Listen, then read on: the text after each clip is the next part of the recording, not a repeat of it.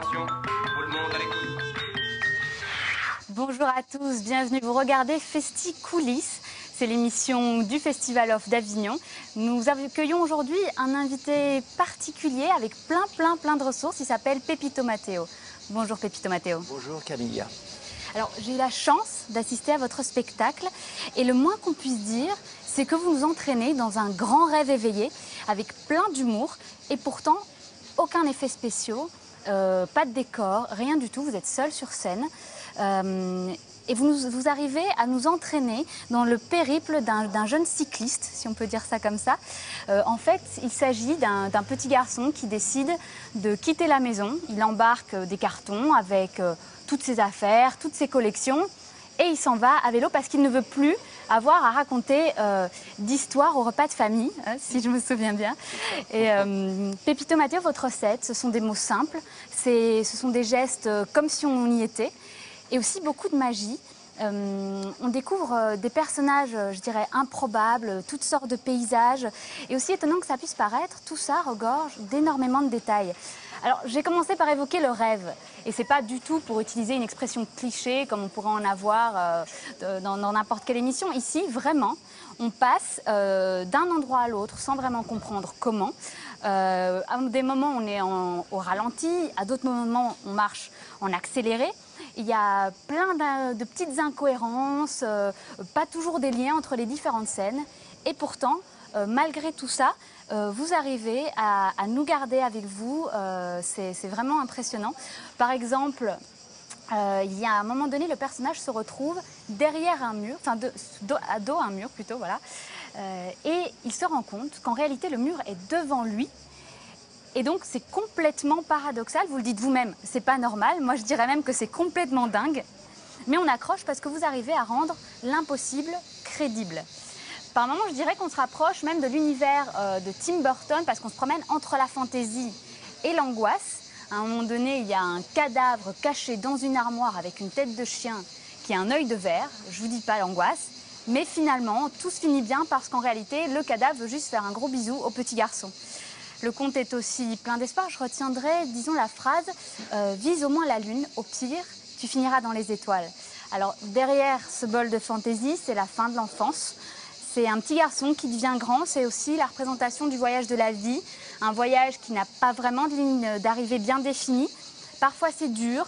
Parfois, ça avance tout seul, comme dans la vraie vie. Et contre toute attente, le public, c'est surtout des adultes. Et c'est fait exprès. On en saura plus tout à l'heure avec vous, Pepito Matteo. Ce que je voudrais dire, c'est que vous avez réussi à donner un nouveau souffle au conte. Vous êtes un conteur des temps modernes, si je peux dire ça comme ça. Comment vous faites pour réussir à faire rêver les gens, à les transporter de cette façon avec autant de facilité? C'est la problématique du conteur.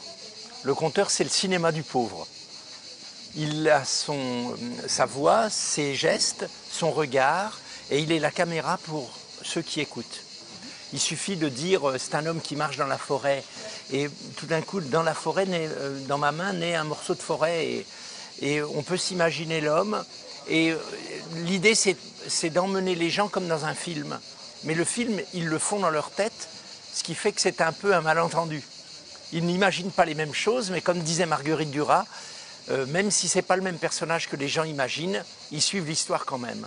C'est ça la magie, il faut faire confiance à l'imagination de celui qui écoute ou de celle qui écoute, en sachant que l'imagination, ça veut dire produire des images. Et on est capable de produire des images. C'est pour ça un peu que je faisais la comparaison à Tim Burton, c'est parce que vraiment, on a l'impression d'être dans un film. Alors, je le disais tout à l'heure, vous vous adressez essentiellement à des adultes. Oui. C'est un spectacle destiné aux plus de 12 ans. La plupart des gens ne pensent pas qu'un conte peut être destiné à des adultes. Pourquoi est-ce que vous avez choisi ce public-là? C'est un vieux procès, ça. On pense toujours que les contes, c'est pour les enfants. Moi, je pense que les contes sont pour tout le monde, et notamment peut-être moins pour les tout-petits. Il faut un certain âge pour pouvoir... Mais il y avait un vieux conteur africain qui s'appelle Ampateba, qui est un grand sage, et il disait « Les contes sont pour amuser les enfants, détendre les gens qui ont travaillé dans la journée et faire philosopher les têtes blanches. » Et moi, je crois que le conte s'adresse justement à ces trois parties de nous-mêmes, qui sont à la fois notre envie de nous amuser, notre envie de réfléchir, notre envie de philosopher. Et je crois que c'est pas du tout gênant qu'il y ait des enfants dans la salle pour un spectacle pour adultes. C'est simplement pour se prémunir des groupes qui viendraient ou des parents qui viendraient pour leurs enfants. Moi, je pense que les adultes ont besoin de rêver énormément. Mais pourtant, vous traitez le sujet du passage à l'âge adulte. Oui.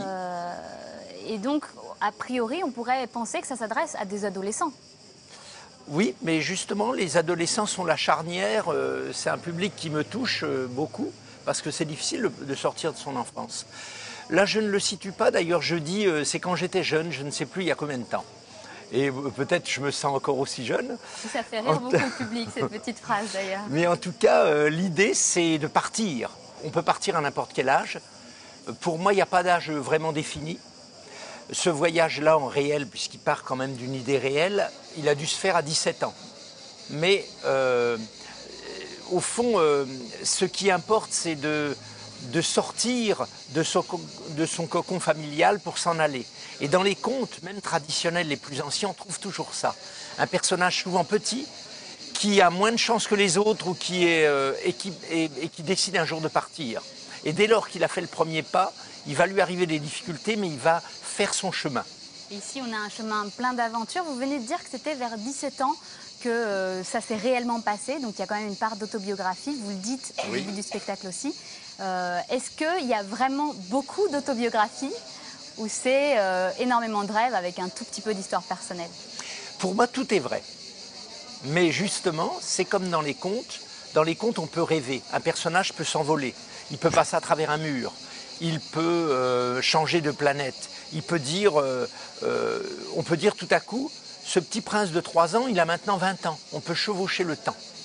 Or, moi, je suis un adepte justement de l'écriture qui enjambe le temps et l'espace. On est du cinéma, on peut se permettre toutes les distorsions, puisqu'on n'a pas justement de moyens.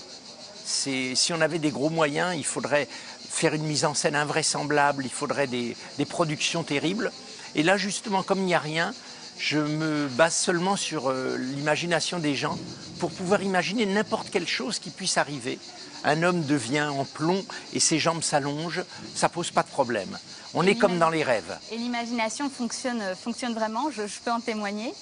Vous avez commencé à raconter des contes un peu tardivement dans votre carrière de comédien. Qu'est-ce qui vous a donné le déclic? Je voulais faire le tour du monde. D'ailleurs, je le dis dans ce spectacle, il avait la bougeotte, disaient mes parents. Il veut toujours partir. Partir, pour moi, c'était le... Je ne sais pas pourquoi, j'avais toujours envie de partir, mais je ne savais pas où. Mais l'idée, c'est d'avoir envie de partir. Après, on ne sait pas où. Et heureusement qu'on n'arrive pas, finalement. Par contre, lorsque je voulais partir, je voulais découvrir des choses et il fallait que j'apprenne l'anglais parce qu'il y a beaucoup de pays où il fallait parler anglais. Donc je suis allé en Angleterre, après avoir été en Espagne sur les traces de mon père pour réapprendre la langue espagnole parce que mon père ne parlait pas espagnol à la maison, que quand il se mettait en colère, donc ça ne faisait pas beaucoup de vocabulaire. Et donc en Angleterre, j'ai été par hasard dans un centre français où il y avait des cours d'anglais et des choses comme ça. Je vais un peu vite parce que l'histoire est longue. Et en frappant une porte pour chercher un cours d'anglais, je me suis retrouvé dans une répétition de théâtre. Et j'ai écouté cette répétition, je trouvais invraisemblable que des gens lisaient et on voyait ce qu'ils lisaient. Et puis ils m'ont demandé si je voulais faire le mort dans la pièce. Donc j'ai accepté, je n'en suis pas mort. Et je suis parti en voyage dans le théâtre en me disant, mais au fond, c'est pas la peine de faire le tour du monde. Sur 4 planches, on peut emmener les gens sur une autre planète, changer d'époque. Et ça m'est paru comme une chose évidente. Et aujourd'hui, vous le faites vous-même au Festival Off d'Avignon. Qu'est-ce que ça représente pour vous d'être présent ici dans le plus grand théâtre du monde au final? C'est important parce que tout le monde est là. Tous les gens qui s'intéressent, c'est plein de rêveurs éveillés partout. Donc on a l'impression d'être des somnambules qui se parlent les uns aux autres. Donc pour moi, je l'ai fait au moins 10 fois à Avignon dans des circonstances différentes. Et c'est toujours important, même si c'est un marathon quand même. Hein. Oui, ça implique beaucoup de choses. Il faut être constant. Hein. Vous allez à la rencontre des gens, j'imagine, vous donnez des tracts. Comment ça se passe, ce contact avec le public? Ce qui est bien, c'est qu'on sort d'un spectacle et puis tout de suite on voit les gens. Donc on peut parler avec eux. où des fois, en se promenant dans la ville, en distribuant des tracts, les gens disent « Tiens, c'est quoi ça ?» Alors on explique. Quelles sont les impressions après le spectacle que vous avez du public en général? Ils me disent souvent merci de m'avoir donné la pêche. C'est un spectacle, je pense, qui donne des ailes un petit peu. Parce que même si on sait, comme dans les contes, que ça n'est pas vraiment réel, on ne rencontre pas des dragons tous les jours, on ne s'envole pas avec son vélo, etc. Mais il y a quand même quelque chose qui est de l'ordre du possible, de l'utopie, de l'imagination. On peut toujours s'imaginer en train de vivre des choses exceptionnelles. Et du coup, quand quelqu'un les vit avec son corps, sa voix, sa maladresse, je ne sais pas, ça donne envie peut-être de se lâcher et de lâcher les freins et puis d'avoir envie de rencontrer les autres pour partager les choses. Plein de bonne humeur, en tout cas plein de bonnes intentions. Je tiens à rappeler que vous avez un livre sur lequel se base la pièce de théâtre qui porte le même nom, donc Sans les mains et en danseuse aux éditions Vignux. Et vous n'hésitez pas, bien sûr, à nous rejoindre sur Facebook et sur Twitter. Je vous dis à bientôt sur Festicoolist.